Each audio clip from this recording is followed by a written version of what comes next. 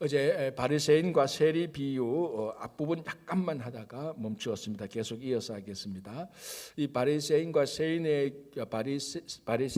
세리의 기도 비유인데, 이게 기도 비유이기도 하지만은 누가 진짜 의로운 사람인가, 거기에 대한 또 교훈이기도 합니다. 자, 이게는 비유입니다. 실제로.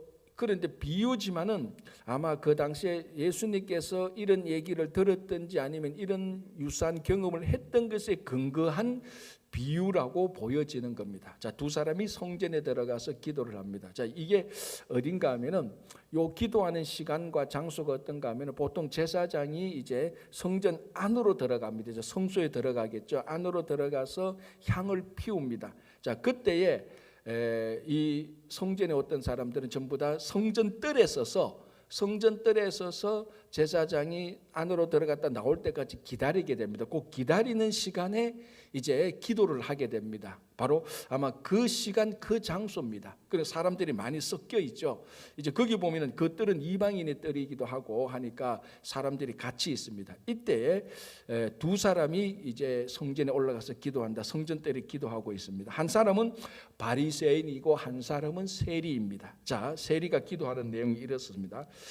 11절 바리새인은 서서 따로 기도하여 이르되 하나님이여 나는 다른 사람들 곧 토색, 불의, 간음, 그러니까 훔치거나 의롭지 못한 거나 간음을 하는 자들과 같지 아니하고 이 세리와도 같지 아니함을 감사하나이다.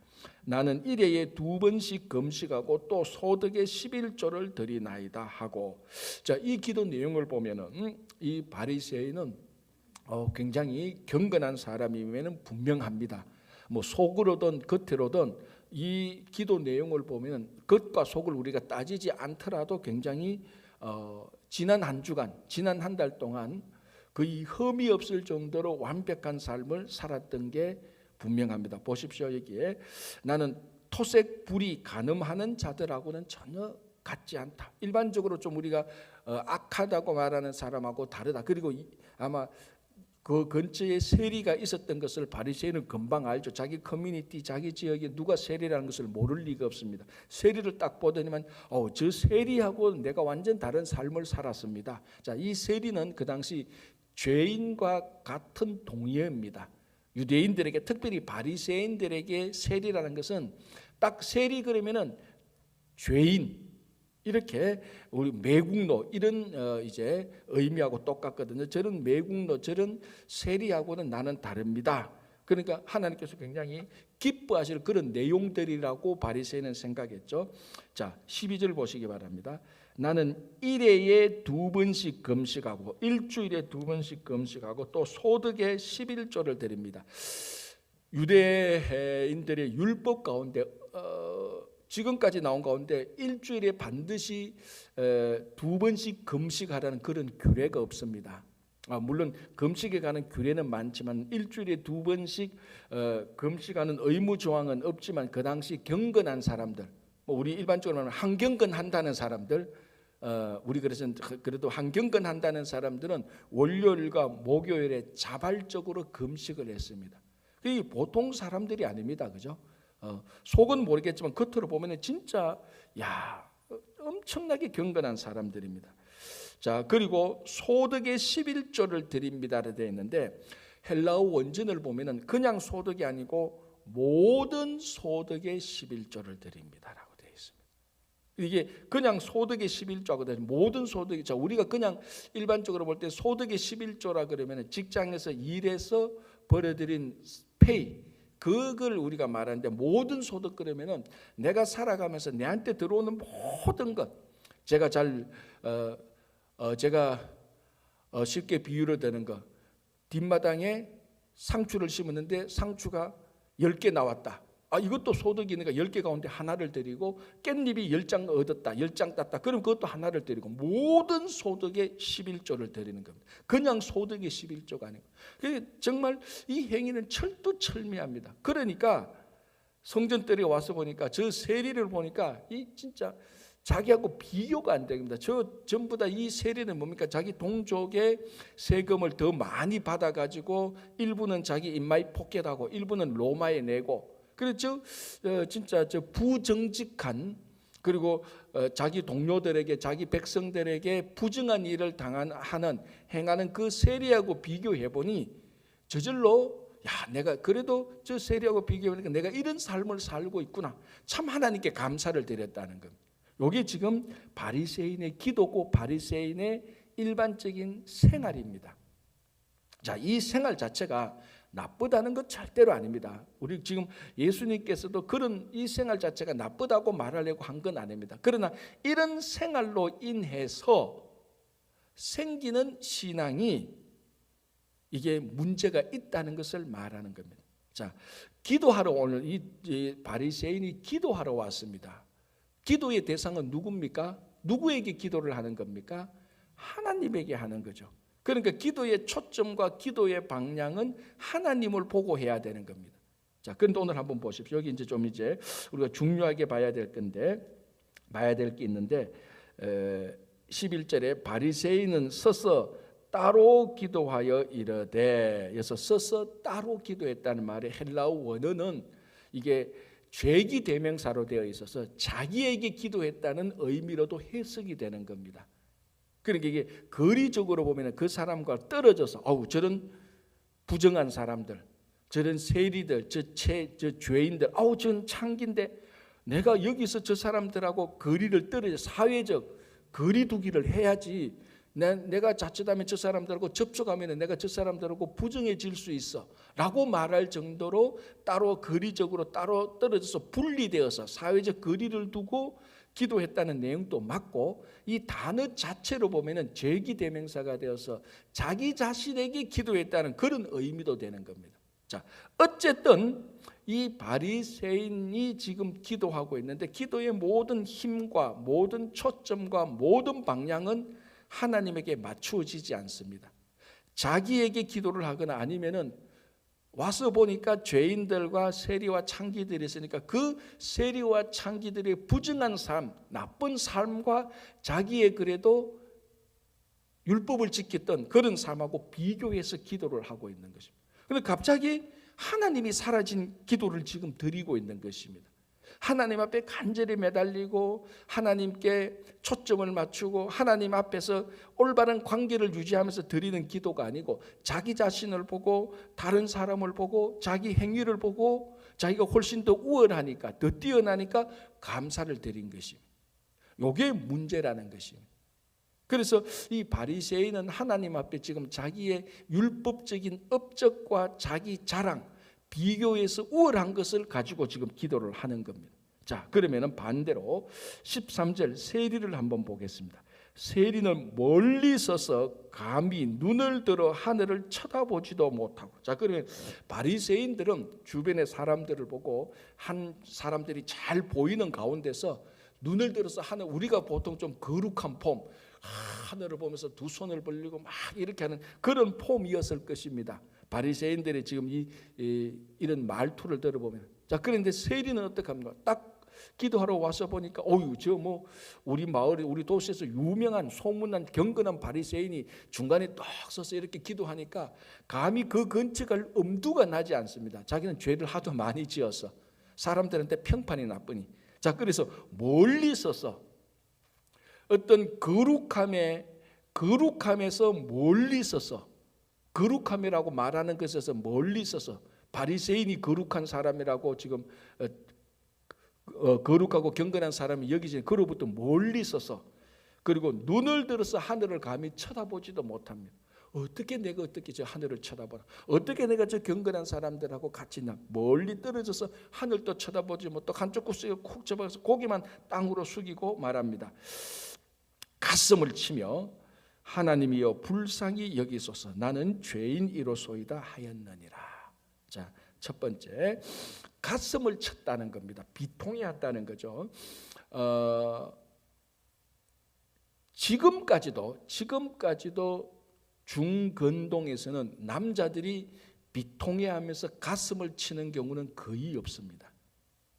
남자들이 가슴을 친다는 것은 인생에 한두 번밖에 있지 않을 진짜 비통한 일을 당했을 때 남자가 가슴을 칩니다. 여자는 종종 가슴을 칩니다. 장례식장에 가면은 슬픈 사람에서 이렇게 가슴을 치는데, 이 중동 지방의 남자들은 가슴을 치는 일은 거의 찾아보기 어렵습니다. 그래서 케네스 베일리라는 유명한 사람이 자기가 실제로 중동에서 오랫동안 생활을 했는데, 자기가 잘 아는 중동 사람의 남자가 자기가 오랫동안 있으면서 딱 한 번 이 남자가 가슴을 치는 걸 봤대요. 언젠가 하니까 자기 이슬람 공동체를 창시했던 후세인이라는 사람이 암살당했을 때, 그때 정말 국가적으로 비통해서 남자가 가슴을 쳤지, 그 외에는 가슴을 치는 경우를 남자들이 본 적이 없습니다. 남자가 가슴을 친다는 것은, 사사로운 일로 가슴을 친다는 것은 수치입니다. 그러나 여자들은 종종 가슴을 치죠. 아프고 어떤 슬픈 소식을 들으면. 남자는 그렇게 하지 않습니다. 그런데 이 세리가 하나님 앞에 가서 가슴을 쳤다는 것, 얼마나 비통한 심정을 가지고 왔는지 모릅니다. 자, 그래서 불쌍히 여기소서. 자, 우리가 지금 누가복음에서 보는데, 하나님의 은혜가 임하고 하나님의 치유와 회복이 일어날 때 항상 하나님의 예수님께서 불쌍히 여기는 일이 있어 왔습니다. 긍휼히 여기는 거죠. 이 불쌍은 동정심, 아주 사소한 동정심이 아닙니다. 공감이라고 말을 했습니다. 하나님이, 그리고 예수님이 우리들의 비참한 비통한 상태를 공감하실 때에 거기 하나님의 은혜가 임하는 겁니다. 그런데 오늘 바로 그겁니다. 불쌍히 여기셔서 내가 이렇게 비통한 이 죄인된 참담한 내 삶을 하나님께서 알아주십시오. 내가 너무나 괴롭습니다. 하나님의 자비를 요구하는 것이죠. 자, 그리고 이제 말하죠. 나는 죄인이로소이다. 실제로 죄를 지었기 때문에 죄인인 것은 분명하고, 근본적으로 비통하고 가슴을 치면서 죄인이라는 것을 고백하는 것. 자, 그러면 이 바리새인과 세리는 모든 면에 있어서 너무너무 다 비교됩니다. 자, 바리새인의 폼을 보십시오. 다 하나님의 경건한, 우리들이 흔히 말하는 경건한 사람들이 하나님 앞에 드리는 그런 폼입니다. 그러나 세리는 뭔가 한쪽 구석에 찌질하게, 우리만 찌질하게 콕 움츠려가지고 눈물 흘리며 찔찔 짜고 가슴을 치며, 누가 봐서도 오늘 저 사람 기도하랬는데 저 사람도 지난 주간에 또 아주 나쁜 일을 해서 지금 회개하러 왔구나, 그런 인상이 드는 폼입니다. 자, 그러면은 지금 이 하늘을 보고 경건하게 하고 있는 이 바리새인과 한쪽 구석에 찌질하게 고개 푹 숙이고 기도하는 이 세리와, 누가 더 자기 삶의 방향을 하나님께 초점을 맞추고 있습니까? 세리죠. 왜? 세리가 하나님을 보려고 하니 너무나 자기 상태가 비참해서 하나님을 못 보는 겁니다. 그래서 고개를 숙이는 겁니다. 자, 고개를 숙였지만은 왜 고개를 숙였습니까? 하나님을 보니까 고개를 숙일 수밖에 없는 겁니다. 자, 그러면 바리새인은 고개를 들고 있습니다. 하늘을 향해 들고 있습니다. 왜? 옆에 있는 세리를 보니까, 이 형편없는 사람들을 보니까 자기는 떳떳하다고 생각해서 고개를 하나님께 듭니다. 그런데 마음은 누구를 보고 있습니까? 사람을 보고 있는 겁니다. 아주 아이러니한 역설이 들어가 있습니다.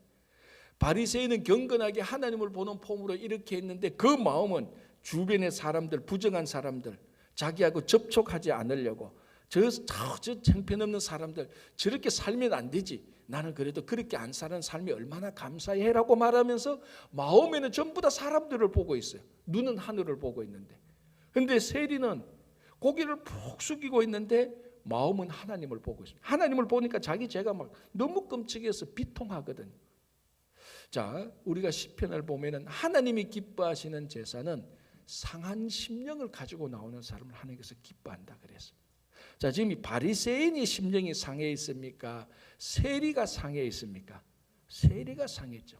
자, 그러나 오해해서는 안 됩니다. 그렇다고 해서 우리가 상한 심령을 가지기 위해서 나쁜 일, 불의, 토식, 살인, 간음하고 교회에 와야 되겠다, 그래야 내가 상한 심령이 되지, 그렇게 또 남용하면 절대로 안 됩니다. 절대로 그걸 지금 말하려고 하는 것은 아닙니다. 자, 세리는 상한 심령을 가지고 왔습니다.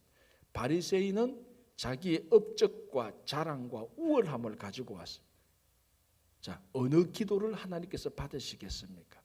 하나님께서 바리새인의 업적과 자랑, 야 내가 그거 부족한데, 내가 사람들의 업적과 자랑이 부족한데 오늘 바리새인이 그거 가져왔구나. 야 고맙다. 네가 내 부족한 거 채워줘서 고맙구나. 그렇게 말할 하나님이 아니지 않습니까?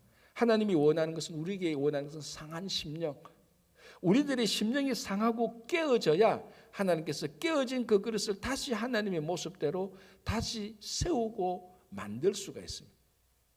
자, 지금의 이 바리새인과 세리는 분명히 우리가 이것을 간과해서는 안 됩니다. 분명히 세리는 잘못을 했어요. 바리새인은 분명히 잘못하지 않았습니다. 율법을 행했습니다. 이 사실 자체는 인정해야 됩니다.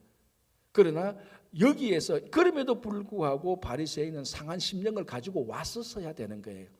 내가 이만큼 잘하고 해도 이게 하나님 앞에서 무슨 업적이 되겠습니까?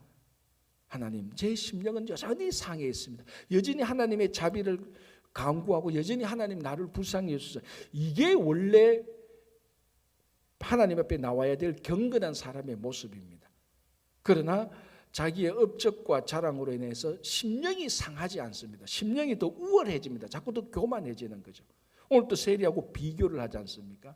그러나 이 세리는 자기가 잘못했기 때문에 사람하고 비교할 엄두가 나지 않습니다. 모든 게 자기 잘못이고, 그러다 보니까 심령이 깨어지고 하나님 앞에 상한 심령이 되니까 하나님께서 그 심령을 다듬어서 하나님께서 원하는 심령으로 세워주는 겁니다. 이게 오늘, 그러니까 여기서 이게 비유니까 이 비유의 핵심을 우리가 알아야 되는 겁니다. 우리가 좀 업적과 자랑 좀 다른 사람으로 우월하다고 해서 그게 정말 하나님 앞에 보실 때 더 우월한 거, 더 업적으로 하나님에게 여겨지겠습니까? 온전한 하나님, 영원한 하나님이 우리가 업적을 세우면 얼마나 세우겠습니까? 우리가 세리보다 잘나면 얼마나 잘나겠습니까? 제가 늘 하는 말로 하나님 앞에 전부 다 그 도토리 키재기지. 진짜 하나님께서 원하시는 것은 이 세리처럼 상한 심령입니다. 그걸 하나님께서 기뻐하시는 것입니다. 자, 그래서 예수님께서 14절, 내가 너희에게 이르노니 이에 저 바리새인이 아니고 이 사람이 의롭다 하심을 받고 그의 집으로 내려갔느니라. 그러니까 우리가 의인이라고 자기를 생각하는 자는 하나님께서 볼 때는 진짜 죄인이고, 진짜 죄인입니다라고 하나님 앞에 상한 심령으로 나오는 사람은 하나님께서 의롭다고 여겨주는 것입니다. 그렇죠? 자, 결론적으로 이렇게 말합니다. 무릇 자기를 높이는 자는 낮아지고 자기를 낮추는 자는 높아지리라. 자, 이 말씀을 우리가 얼마나 많이 들었습니까? 그래도 새벽기도 나오시는 분들이면 이 말씀을 최소한 10번 이상은 들었을 겁니다. 10번이 무슨 한 100번은 들었을 겁니다. 참, 그런데도 우리가 교회 공동체 생활을 할 때 보면은 이 말씀을 기억이 안 나요. 자기 말과 행동을 할 때는 이렇게 안 하는 경우가 허다하게 보입니다. 보면은 저분이 진짜 저기서 약간만 낮추면은 진짜 높아질 건데 그게 안 되는 거예요.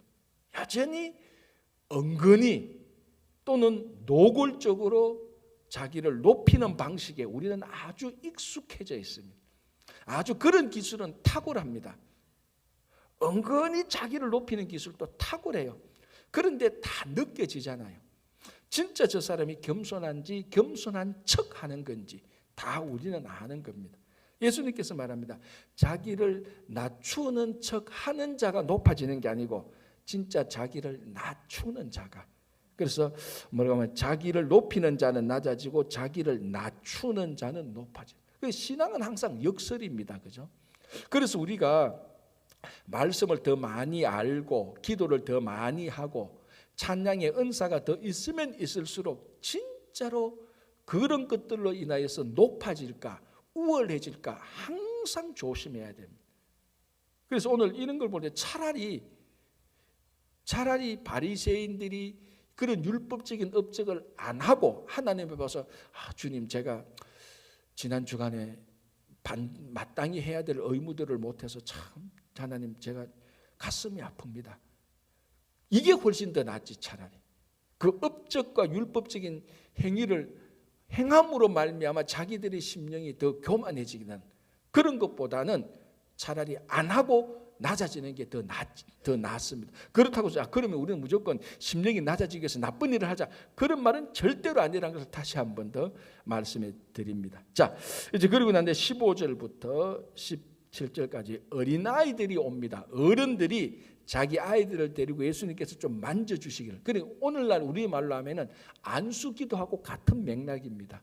이제 예수님께서 막 이제 유명해지고, 예수님께서 이제 사람도 고치시고 막 이렇게 하니까 사람들이 자기 아이들을 축복해달라고, 아이들을 안수해달라고 사람들이 막 옵니다. 자, 그러니까 한번 보십시오. 15절, 사람들이 예수께서 만져주심을 바라고 자기 어린 아기를 데리고 오매 제자들이 보고 꾸짖거늘. 이 제자들이 이제 덩달아 교만해졌어요. 예수님이 막 인기가 있고 하니까 이제 자기들이 알아서, 사람들 찾아오면 자기들 알아서 막아주고, 예수님께서 시키지도 않았는데, 왜 우리 그 정치권에 이런 일들이 많이 일어나지 않습니까? 정치권들이 자기들이 섬기는 주인을 자기들이 알아서 주인을 높이려고 자기들이 알아서 막 찾아오는 사람들 다 막아버리고 자기들 알았는데, 이게 이러는 사이에 옆에 있는 사람들의 권력과 권세가 또 교만해지는 겁니다. 지금 그런 폼이 좀 보입니다. 제자들이 예수님께서 어린아이 데려오는데 제자 알아서 다, 야, 어린아이들이 지금 어디 우리 예수님에게 와, 지금 예수님이 지금 얼마나 지금 권세가 있는 분인데 이 어린아이 지금 안수해 줄 시간이 없어. 왜냐하면 어린아이들은 여전히 이 당시는 여전히 어린아이와 아기들은 사람들을 헤아릴 때 카운트하지 않았던, 실용적으로 와서 별 중요한 가치가 없는 그런 사람들입니다. 그러니까 지금 예수님 바쁘고 사역해야 되는데 어린아이들 데리고 오니까 제자들이 꾸짖어서, 에이, 어린아이들 오좀 빨리 가세요, 지금 할 일 다른 거 많습니다, 그렇게 얘기를 했다는 거죠. 자, 그러니까 예수님께서 그 어린아이들을 불러 가까이 하시고 이르시되 어린아이들이 내게 오는 것을 용납하고 금하지 말라. 하나님의 나라가 이런 자의 것이다. 굉장히 충격적인 말이죠.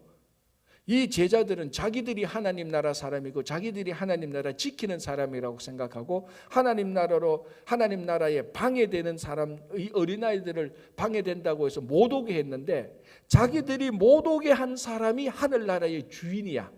예수님 말씀을 들어보니. 그러니까 이 제자들이 얼마나 아직까지도 예수님께서 하시는 말씀에 대한 이해가 부족한지도 확실히 드러나는 겁니다. 그죠? 자, 하느님의 나라가 이런 어린아이의 것이다. 자, 여기서 이제 말하는 어린아이는 우리가 진짜 영어로 말하는 차일디시, 어린아이와 같이 유치한 그런 게 아니고 차일드 라이크, 어린아이와 같이 순수함, 어린아이와 같이 낮아짐, 그런 의미를 말하는 겁니다. 자, 순수함은 뭡니까? 지금 이 순수함과 낮아짐은, 이 어린아이의 이 모습은 우리가 방금 예수님께서 비유하신 바리새인과 가장 반대되는 모습입니다. 바리새인의 가장 큰 허점이 뭡니까? 순수하지 않다는 것 아닙니까? 겉과 속이 다르다는 겁니다. 겉으로는 경건한데 속에는 그렇지 않았던 것, 회칠한 무덤과 같은 것 계속해서 지금 나오는 거지만, 그래서 어린아이들은 겉과 속이 똑같습니다. 그래서 어린아이들이 이제 부모들이 어린아이와 함께 갈 때 어린아이들이 집안에 있었던 무슨 일을 숨김없이 말할까 봐 부모가 좀 걱정이 되죠. 목사님 어제 엄마하고 아빠하고, 그러면 애가 야야 가만히 있어. 어른들은 숨길 줄 아는데 애들은 그게 아닌 게, 집에서 일어났던 일을 숨기지 못합니다. 속에, 자기 마음속에 어제 우리 집에서 엄마하고 아빠하고 했던 말들이 기억나고 그걸 숨기지 못하고 그냥 그대로 나오는 거죠. 물론 어린아이들이 눈치 없이 했는 것은 있지만은, 그러나 본질은 뭡니까? 순수하잖아요. 겉과 속이 다르지 않습니다. 그게 하나님 나라의 백성들의 특징이라는 거예요. 그리고 어린아이 자체가 낮잖아요. 그러니까 낮아져 있는 이 어린아이의 가치를 제자들이 못 보고 지금 꾸짖어서 쫓아내려고 했던 겁니다. 그래서 예수님께서 아니다, 하나님의 나라는 순수와 진정성 그리고 낮아짐에 있다. 그래서 여기 보시기 바랍니다. 그래서 14절 끝부분에 높이는 자는 낮아지고 낮아지는 자가 높아지리라고 말을 합니다. 17절, 내가 진실로 너희에게 이르노니 누구든지 하나님의 나라를 어린아이와 같이 받아들이지 않는 자는, 있는 그대로 순수하게 받아들이지 않는 자는, 왜냐하면 자기가 순수하니까 결단코 거기 들어가지 못하리라. 자, 이런 일이 있고 또 이제 어린아이가 예수님에게 찾아오고 난 다음에 한 부자 관리가 옵니다. 자, 18절 보겠습니다. 어떤 관리가 물어 이르되 선한 선생님이여 내가 무엇을 하여야 영생을 얻으리까. 자, 이 사람 어떤 관리인데 아마 재물이 많은 관리인 것 같아요. 자, 그래서 예수님께서 선한 선생이여라고 말했습니다. 이 선한 선생이란 말, 자기가 한 사람을 선한 선생이라고 말을 할 때는 이 사람의 권위와 권세를 인정한다는 의미입니다. 그래서 내가 당신을 선한 선생으로 불러사오니 당신이 하는 그 말의 가치, 당신이 내게 주는 교훈을 내가 받겠습니다라는 전제가 들어가 있는 것입니다. 그래 우리가 길 가다가 아유 뭐 이 선생 뭐 내한테 한번 교훈해 줘봐, 내가 들어보고 좋으면은 하고 뭐 아니면 무시하고 이런 게 아니고 선생님이시여, 아주 존경받는 선생님이시여, 내가 저에게 한 가르침을 주십시오, 제가 그 가르침을 받고 따르겠습니다. 그런 의미입니다. 일단은 선한 선생님이라고 말할 때는 당신의 권세와 권위로서 내게 주는 가르침에 내가 따라가겠습니다. 그런 전제가 들어가 있는 겁니다. 자, 그래서 묻습니다. 내가 무엇을 하여야 영생을 얻으리까? 자, 두 가지 우리가 얘기할 게 나오죠. 첫 번째는 이 부자 관리가 영생에 대한 고민을 했다는 겁니다. 자, 이것만 해도 대단하죠. 대충 부자 관리가 영생에 대한 고민을 합니까? 안 하죠. 더 재산을 많이 축적할 생각하고 이 재물로 내가 어떻게 이 생에서 이 세상에서 더 멋지게 더 즐기며 살아갈 것인가, 그걸 걱정하는 것이죠.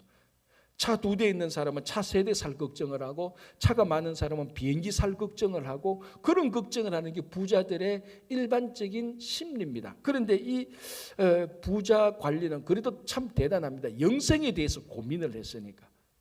야, 이 땅 이 생애가 끝나면은 영원한 삶이 있을까 없을까? 있다면 어떤 것일까? 그에 대한 고민이 있고, 그럼 내가 영원한 생명을 가지고 싶다는 어떻게 보면 거룩한 열망이 생깁니다. 거룩한 열망을 가지고 나온 겁니다. 자, 여러분, 이 부자들이 거룩한 열망을 가진다는 것은 참 쉽지 않습니다. 그죠? 잘 이해가 안 되죠? 그만큼 부자가 되어본 적이 우리는 없으니까. 정말 부자들이 거룩한 열망을 가진다, 그렇게 되기가 참 어렵습니다. 그런데 이 부자는 그런 거룩성에 대한 간절함이 있었습니다. 그래서 영생에 대한 질문을 합니다. 자, 그런데 이 질문을 보면은 여전히 그 당시에 율법적인 의식이 있다는 걸 봅니다. 자, 여기 보십시오. 내가 무엇을 하여야 영생을 얻으리까? 행위 구원이죠. 자, 이게 그 당시에는 모든 사람이 다 이렇게 생각했으니까 내가 어떻게 영생을 얻을 수가 있죠? 이런 질문이 아니고 무엇을 해야, 어떤 업적을 쌓아야, 어떤 착한 일들을 해야 내가 영생을 구할 수 있습니까? 라는 겁니다. 자, 이렇게 질문을 합니다. 자, 그러니까 예수님께서 야, 선한 사람은 하나님밖에 없다. 네가 내보고 선하다고 하는데 하나님의 말씀을 지켜라. 자, 그러니까 하나님의 진짜 네가 말한 선한 사람의 말씀을 내가 말해주겠다는 겁니다. 선한 선생님이라고 말했으니까 내가 말하기보다는 진짜 선한 분의 말씀을 알려주겠다. 이걸 지켜라. 자, 그래서 뭐라면 20절에 십계명을 말하죠. 너가 계명을 안 하니 간음하지 말라, 살인하지 말라, 도둑질하지 말라, 거짓 증언하지 말라, 내 부모를 공경하라 하였느니라. 여짜오되 이것은 내가 어려서부터 다 지켰나이다. 와우, 감탄사가 안 나옵니까, 여러분? 여러분, 대단한 사람이에요. 자, 이 사람은 부자입니다. 부자인데다가 간음하지 않았어요. 살인, 도둑질하지 않고 거짓 증언조차도 하지 않았어요. 이거는 사회 구조로 보면은 거짓 증언하지 않고도 부자가 되었다, 대단히 어려운 일이죠. 그리고 부모까지도 공경했습니다. 자, 우리 가운데 이 부자 관리만큼 지금까지 살아온 삶을 보되 이 부자 관리만큼 이렇게 경건한 삶을 살았다고 말할 수 있는 사람이 누가 있겠습니까? 자, 여러분, 간음하지 말라, 살인하지 말라. 살인이야 안 했겠지만 도둑질하지 말라. 장담하겠습니까? 알게 모르게 남의 거 그냥 습관적으로 내 호주머니에 들어온 것도 있을 건데 거짓 증언하지 말라. 여기에 다 걸리죠. 대부분 다 그럴 거예요. 그리고 부모를 공경하라. 이 다 걸리잖아요, 우리가. 그런데 이 앞에서 예수님께서 이 말씀을 딱 하자마자 이 부자 관리는 고민하지 않습니다. 내가 그럴까? 그때 거짓은 그러가서 평소부터 어릴 때부터 계속 지켜왔기 때문에 그대로 답이 나옵니다. 자, 20절 여짜오되 이것은 내가 어려서부터 다 지켰나이다.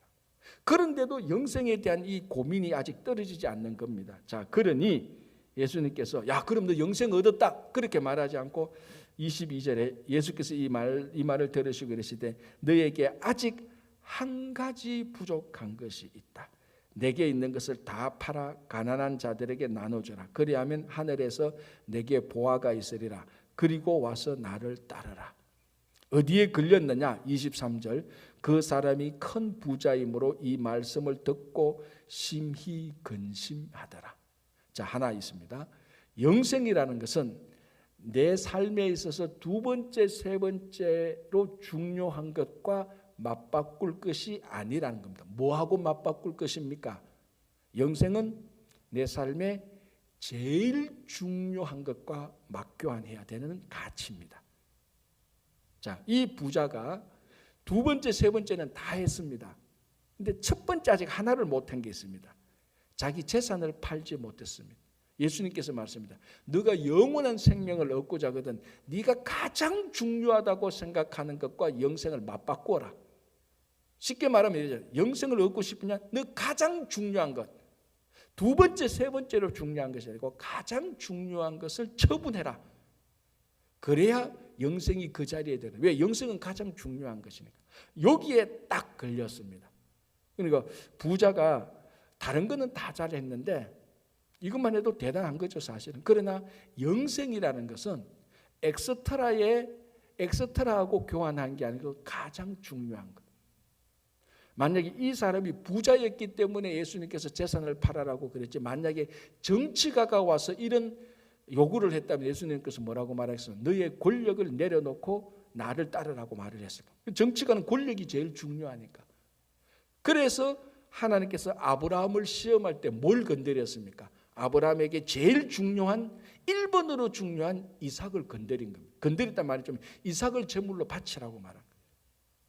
그러니까 이 영원한 생명은 두 번째, 세 번째 차선의 것을 하나님께 드리고 영원한 생명을 얻는 게 아닙니다. 영원한 생명은 최선의 것을 제일 좋은 것과 맞바꾸는 그게 영원한 생명입니다.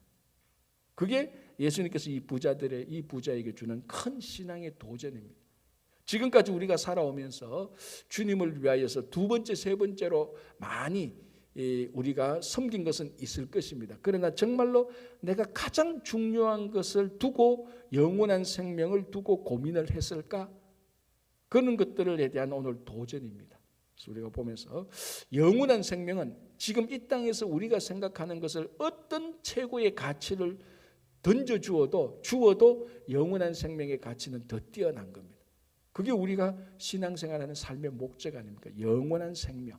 그것은 죽고 난 다음에 가는 게 아니고 지금부터 시작되는 겁니다. 영원한 생명. 그래서 우리가 다시 한번 우리가 이 말씀을 생각하면서 예수님께 깨어진 심령을 가지고 나오고 영원한 생명의 가치, 엑스트라의 삶이 아닌 최고의 가치를 두고 살아가시는 여러분 되시기를 바랍니다. 기도하겠습니다. 하나님 아버지 감사합니다. 오늘도 하루를 시작하며 우리가 주님 앞에 우리 자랑과 업적과 우월한 것을 가지고 오는 게 아니고 여전히 깨어진 심령, 상한 심령을 가지고 옵니다. 주님, 우리를 하나님께서 원하시는 모습으로 다듬어 주시고 이 부자 관리처럼 주님, 영원한 생명은 두 번째, 세 번째로 중요한 것이 아니고 우리 삶의 가장 중요한 것이니 주님, 우리 삶의 가장 가치를 두고 하나님 나라를 보고 영원한 생명을 따라갈 수 있도록 인도하여 주시옵소서. 주님, 오늘도 여러 가지 각자의 기도 제목들이 있습니다. 주님께서 다 아시오니 꼭 기도를 들어주시고 우리가 늘 기도하면서 낙심하지 않도록 힘을 더하여 주시옵소서. 이창건 집사님과 여러 환우들, 몸이 약하신 분들, 심령에 낙담되신 분들, 또 가정과 일터를 위해서 기도하시는 분들, 교회를 위해서 기도하시고 우크라이나를 위해서 기도하시는 모든 분들의 기도를 들어서 응답하여 주시옵소서. 예수님의 이름으로 기도하옵나이다. 아멘.